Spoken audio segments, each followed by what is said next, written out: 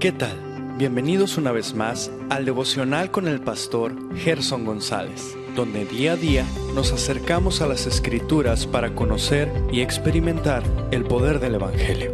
Deseamos que seas grandemente bendecido mientras escuchamos la palabra de Dios, porque la palabra de Dios no está presa. Comenzamos. Muy buenos días, espero que te encuentres en esta ocasión muy bien. Bueno, este es el día 31 de octubre. Hace 506 años, exactamente un día como hoy, pero de 1517, Martín Lutero clavaría en la Catedral de Wittenberg, en Alemania, sus 95 tesis, afirmando con ello una convicción profunda por la palabra de Dios. Permíteme citar al doctor Steve Lawson cuando él dice: siempre que Martín Lutero asumía su osada postura, ya fuera en el púlpito o ante cardenales y concilios, estaba firmemente anclado en la indestructible roca de la Escritura. La fuerza de su valentía descansaba en el hecho de que él era indoblegable a su lealtad a la Biblia. En medio de la gran oposición, la verdad bíblica lo fortalecía, pues él sabía que estaba sobre un fundamento seguro. Lutero afirmaba: el púlpito es el trono de la palabra de Dios. En la iglesia romana lo que ocupaba el lugar central era la misa, no la predicación. Por esta razón, el edificio típico de las iglesias católicas romanas tenían el altar en el centro y el púlpito a un lado. Así la misa era mostrada como el principal medio de gracia y la predicación de la palabra era eclipsada. Así que cuando pensamos en estas citas que hemos declarado en esta ocasión, entendemos que el movimiento de reforma fue realmente un movimiento que trajo la Escritura al centro y no la celebración de la misa. La teología de predicación de Lutero puede resumirse con su afirmación de que la predicación es la forma en que Dios le habla directamente a la persona. Para Lutero, predicar es Deus Loquens, Dios hablando. Decía que la grandeza de la predicación radica en el hecho de que Dios mismo está activo siempre que el predicador permanezca obediente a la palabra, deseando únicamente personas que escuchen la palabra de Dios, como comenta nuevamente el doctor Lawson.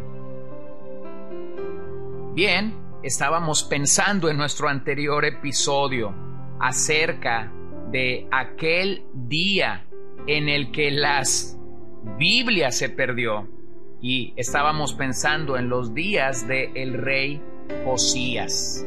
Josías entonces comenzó a buscar al Dios de su padre. ¡Qué maravillosa expresión! Comenzó a buscar al Dios de su padre. Y yo creo que eso es lo que Dios quiere de cada uno de nosotros, que le busquemos de todo corazón. Encontramos la historia a la que nos referimos del rey Josías en el segundo libro de Crónicas, a partir del capítulo 34 y verso 18. Un día, mientras el sumo sacerdote Hilcías estaba trabajando en la restauración del templo, encontró un rollo largo y antiguo. Debió haber temblado cuando comenzó a leer estas palabras perdidas. Fue así como, al reconocer el hallazgo, le entregó el libro a Safán, secretario del rey. Lo que se encontró perdido en el templo fue un rollo que contenía la Torá o el Pentateuco. Posiblemente el rey Manasés había destruido todas las copias existentes de la ley. Así que es posible que aquel día Safán haya leído Deuteronomio 28 al 30, que habla de una renovación del pacto nacional. Cuando Josías oyó la ley de Dios, su reacción fue la de humillación. Él de inmediato buscó hacer algo para salir de esta condición. Por ello se buscó a la profetisa Hulda. Se desconoce por qué no fue Jeremías, Habacuc o Sofonías, quienes eran profetas contemporáneos. Pero quisiera que escucharas lo que el verso 22 en adelante nos dice.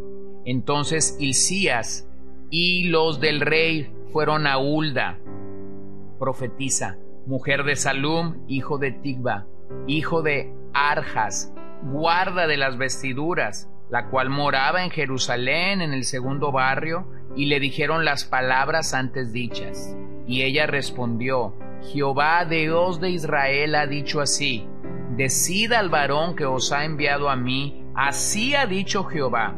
He aquí yo traigo mal sobre este lugar y sobre los moradores de él todas las maldiciones que están escritas en el libro que leyeron delante del rey de Judá.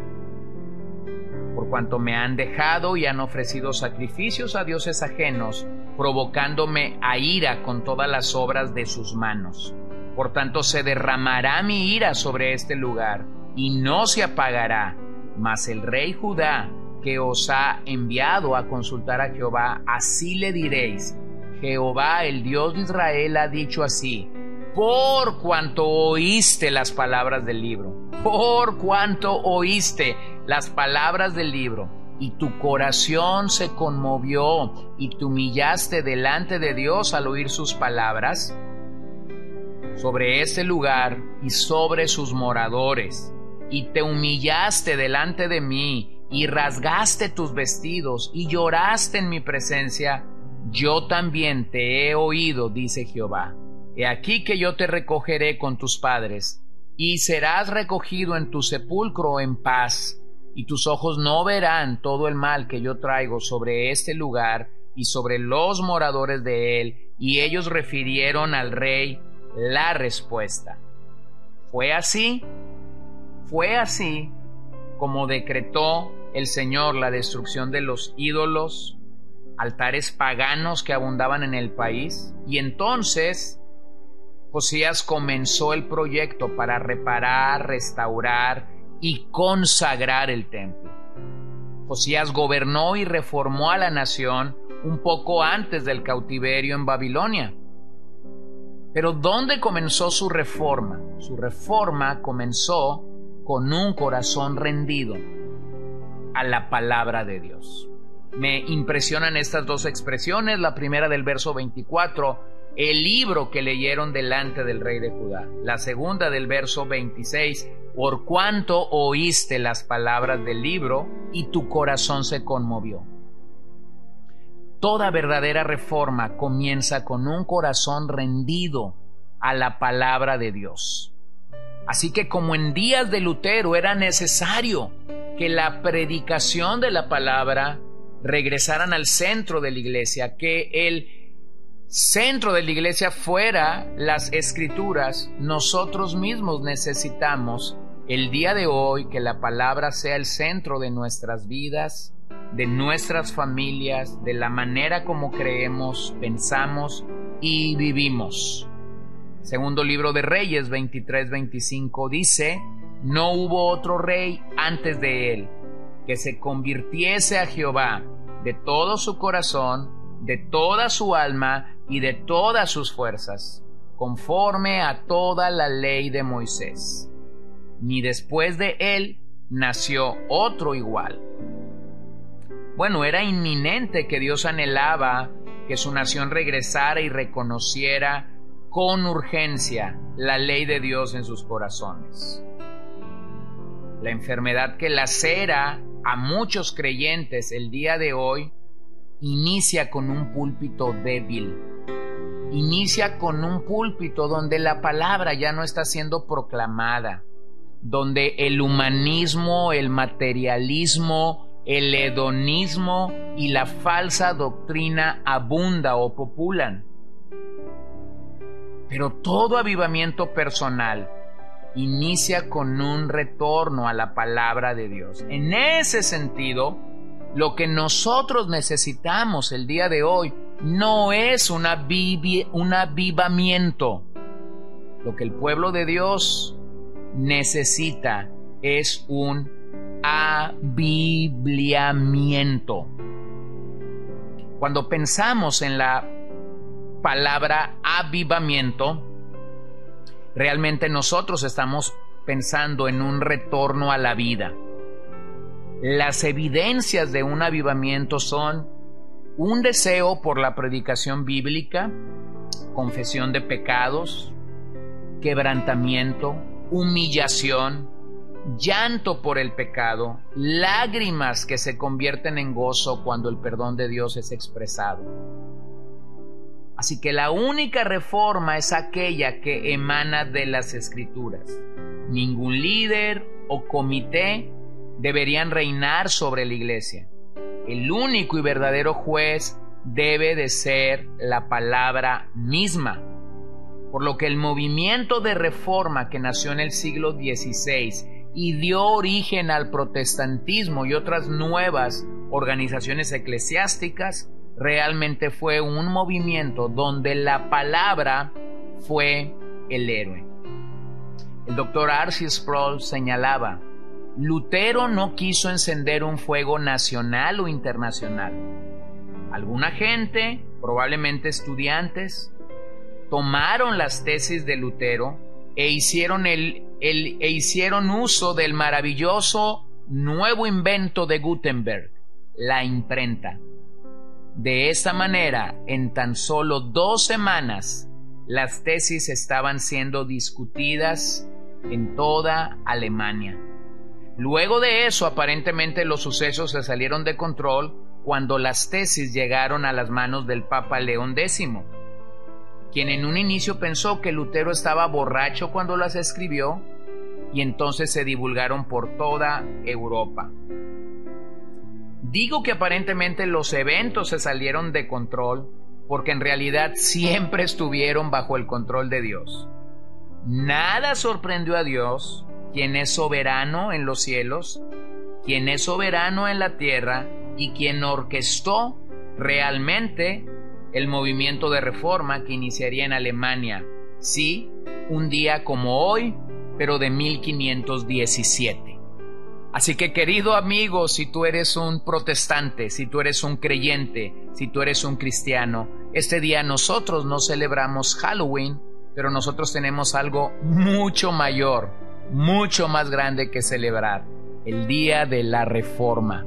El día en el que un monje agustino pensó en que ya era tiempo que la palabra de Dios regresara al centro de la vida eclesial. Así que feliz día de la Reforma. Pero a la par me gustaría terminar preguntándote: ¿es acaso la palabra de Dios central en tu vida? ¿Es acaso la Biblia un elemento que está en el centro de tu vida, o al igual que en día de Luteros la has reducido a un pequeño extremo de tu parroquia o de tu catedral? Oremos.